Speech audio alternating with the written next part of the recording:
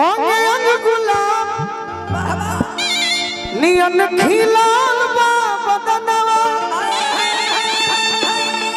अरे जन बिहान होखे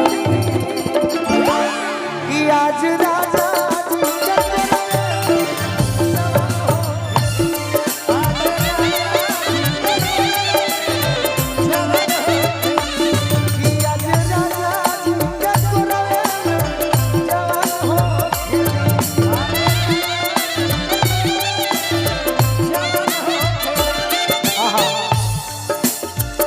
भैया जी पुरस्कार देता तनिया जी यहाँ सब गीत के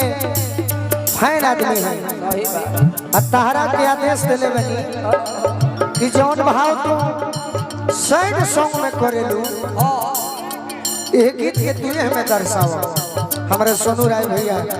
एक्सिस बैंक के मैनेजर साहब की ओर से बहुत बहुत आशीर्वाद मिला। सैड सॉन्ग में ना हंस के सैड सॉन्ग में ना हंस के देखी हो लेके भगी हम आज हो पहिला मिलनवा मिलल सजनी के सजनवा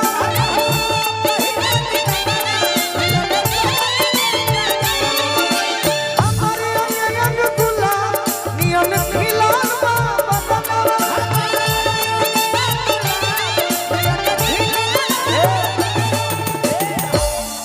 गर्जियन जब आवस तो पीछे बैठे के चाहिए इहो आगे ही बैठ जाता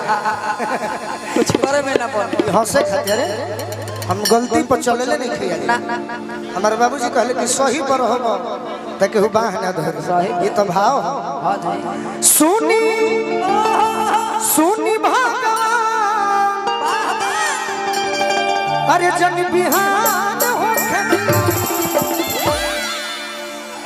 जैसे अपना बलनुआ पर भाव देलू वैसे भाव दो हाँ अरे उहे हवे गंगा घाट याद करो जे हिया कुमार रहलू जन चोरा के गोले बड़े गंगा घाट अरे कि आज राजा जी के कुरवे जवान हो आज राजा जी तोरे खातिर तोर पिया गावे लगो हमर नायका नायका की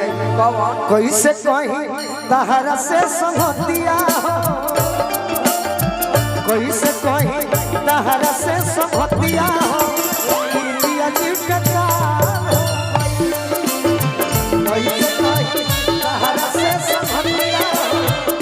पिया जी के ई गाना हमर जख्मी भैया के लिखल सब गाना एक तरह यही तो सैड सॉन्ग के जादूगर हो अभी लालू जी पर जब लिखा तारे चंदन के कहीं जानत कहाँ रहे कोई स्टेज प्रोग्राम के बाद बाकी अब जाने लगे कि चंदनों के एल्बम आवता जख्मी भैया हम चाहब कि हमारे चंदन के ऊपर गीत बरसावत नहीं जैसे हमारे के बरसावत नहीं और जीवन में उतने जाने कि दुए गो राहुल भाई बड़े बाकी लोग खातिर बिजनेस खातिर लिखे के बाद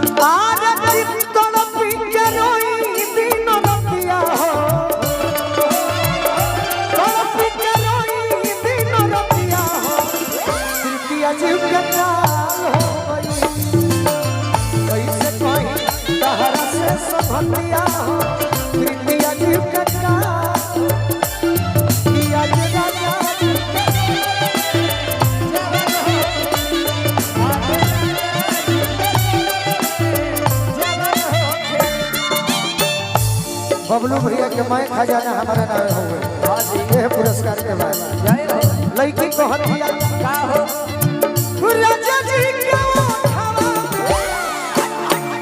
ओठो जब सोती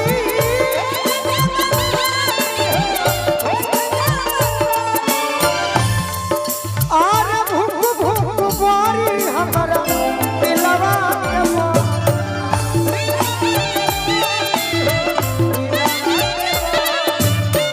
जल्दी जल्दी में किरण बहर लभ के दरिया में रात बहर लभ के दरिया में नेहान होके